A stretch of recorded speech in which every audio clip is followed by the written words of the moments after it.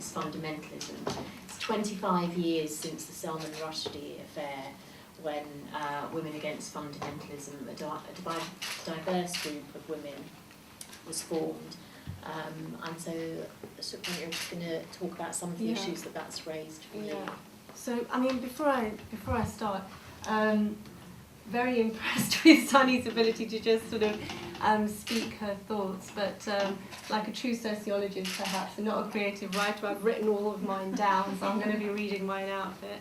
But before I start, I just wanted to thank Yasmin and Samantha for giving me so much space and time to talk about fundamentalism. It's just been quite remarkable, and also for inviting me here today to speak at this. It's really a huge privilege to be here, and I'm looking forward to the debate as well. So I thought I would start actually, just backtrack a bit, and I'll sort of give a bit of a summary, because I don't know how many of you have actually had a chance to read the book, and just give a bit of a summary about what I tried to do in my chapter, which was basically about, as Yasmin said, about women against fundamentalism, which is, if you don't know, sadly over, ended in June 2012, but was a coalition of anti-racist and anti-fundamentalist feminists. So already a lot of intersectionality going on there, from diverse ethnic, national, religious and cultural backgrounds.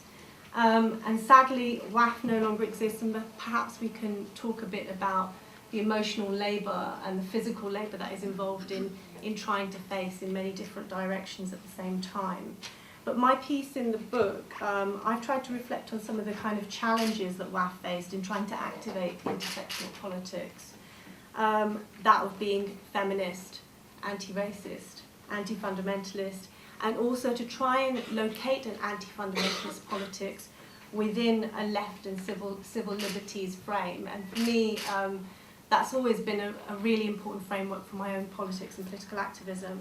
So trying to face many different directions at the same time, and also to contextualise our struggles without losing sight of important universal values. And I'm a great believer. I know that there's going to be a lot of discussion about this, of Enlightenment values, and particularly the values the right to dissent and to doubt, which is so important in the context of challenging religious fundamentalism. So my piece touches on some of the predicaments and negotiations, and I don't want to talk at length about that particular chapter, because actually I also want to refer you onto a book that's just come out about the stories of women that have been involved with Women Against Fundamentalism over, sort of the 25 years, and the kinds of ways in which they try to negotiate their own kind of personal sort of positions and locations, and the sorts of issues that they confronted over some time. So there's some flyers for that book outside, and you can read plenty of those stories through that. So in terms of intersectionality, for me, people have mentioned double oppressions, triple oppressions and things, but for me, intersectionality means challenging multiple axes of power and sources of oppression, but it's not about reducing issues to one or the other thing. And historically on the left, there's been a tendency really to reduce everything to class or the economy. So everything and anything that happens is about, class structures. And I think the point about intersectionality is to move away from that, and also to not be involved in adding up forms of oppression in order to create a kind of hierarchy of oppression. And that's something that we kind of learned in the 80s around sort of black politics. So that the experience of sexism, ageism, racism doesn't then come to triple oppression, but instead we need to sort of understand the ways in which each of those things constitutes the other, and to see the incidence of race as something that cannot be separated out from gender, from the experience of sexism, from the experiences of age or class or anything like that. So when WAF discussed intersectionality, it also did this as a kind of alternative to identity politics. I don't know if you are familiar with the term identity politics, but it was kind of as an alternative to becoming immersed in ways of being rather than in ways of seeing. That's a Donna Haraway term. But the idea is that we didn't want to be so caught up in something that was happening very much in the 1980s, certainly around black politics, this kind of idea of how you are black. Are you black enough to be in a space? Are you feminist enough to be in a space?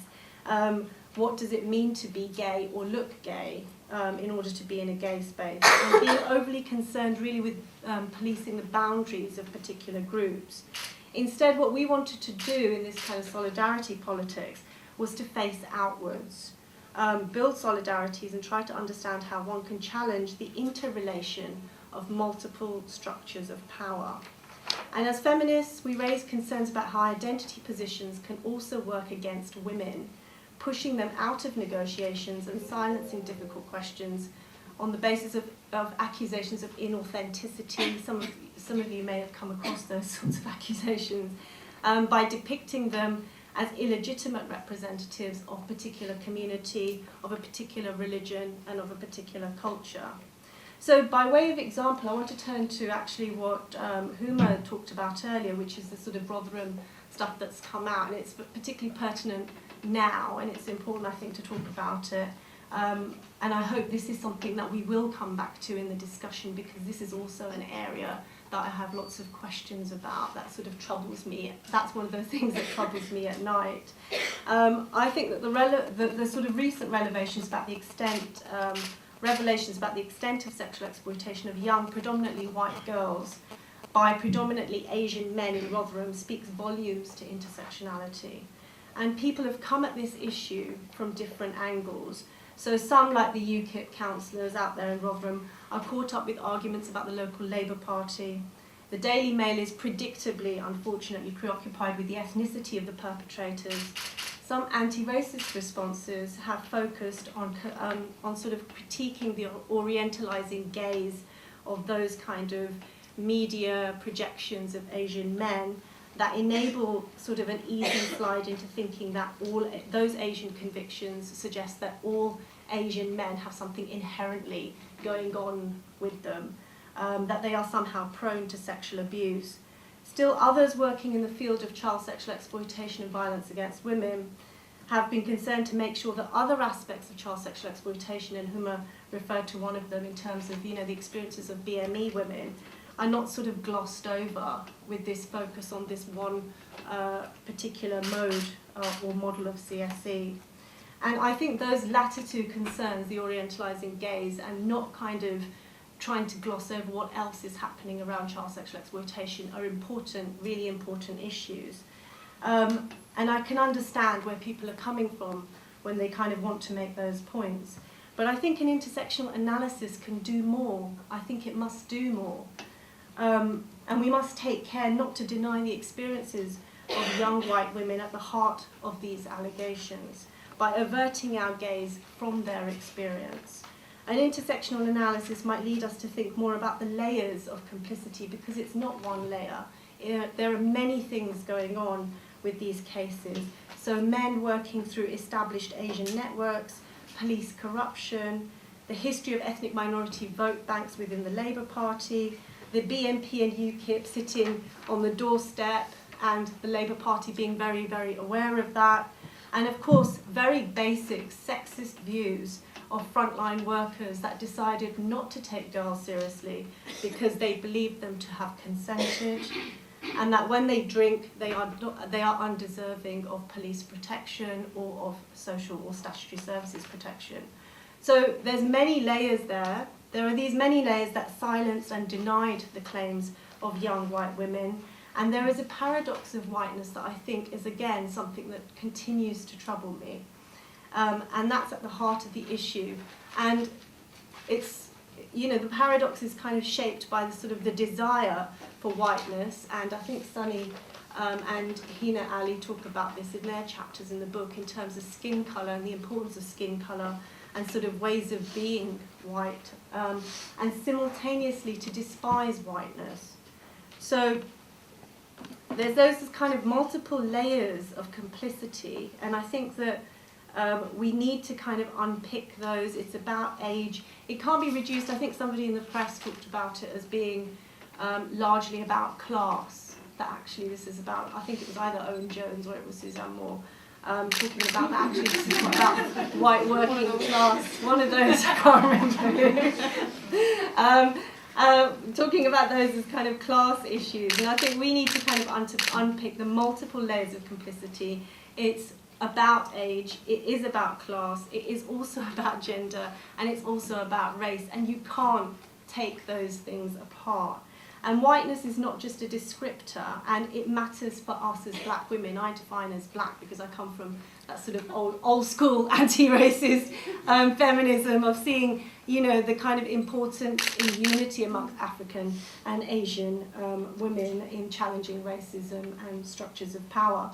So I think it matters to us as black women because it's something, whiteness is something that's kind of also part of authenticating and excluding criteria that we've been subjected to. So you are too white to have morals, to be family-minded, to have culture, to speak on behalf of Asians or black groups. You may be too white. You're basically a Gori if you've been out drinking or if you've had a white partner. And there's a kind of continuum, you know, in which the way the word, the whiteness, is also used to push out our feminist voices. And so I think we need to kind of engage with that as well. And it's the same whiteness that also makes ethnic minority women fair game to predators and sexual abusers. So that's one issue. And just returning very briefly to fundamentalism before I finish, that actually the same issue is being used by fundamentalist organizations to police the boundaries of their communities, right? So the Sikh Awareness Society, I don't know if you're aware of this, jumped on this issue very quickly, and they're basically traveling around the country, now also being invited, you know, very worryingly into secondary schools to talk about this issue, saying, you know, flashing up dozens of pictures of Pakistani Muslim perpetrators of sexual exploitation and talking about the need to safeguard Sikh girls from Muslim men. You know, very, very communal sentiment, very racist sentiment, and sort of perpetuating this, but actually seemingly getting legitimacy for this kind of argument as well within our own communities. And I think that really highlights the way in which gender, sex is always there, isn't it, on the kind of borderlines of community. And those are the things that we're fighting as well. And that's one of the reasons I think that we really need to be challenging fundamentalism. I'll finish there, but I've got so much more to say.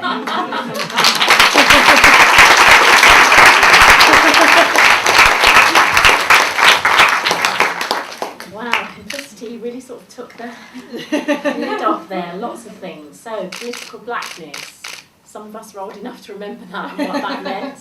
It'd be really interesting to hear what you have to say about that. Incredibly interesting about the paradox of whiteness and how that works. When I first was thinking about complicity, I was thinking about Gayatri Spivak's sort of notion of complicity as being a folded togetherness, and I think that's what really came up in terms of what you were talking about. You know, complicity sort of balances on this knife edge in terms of its etymology, its roots of being complex and involved, or partnership in an evil action. And so we're often walking this tightrope, really, I think, particularly in terms of politics. And aren't the most reactionary forces just having a feeding frenzy on the sort of crisis of multicultural politics that enables them to, you know, provide schools and come in and talk about these issues. So again, that's a really important topic of conversation.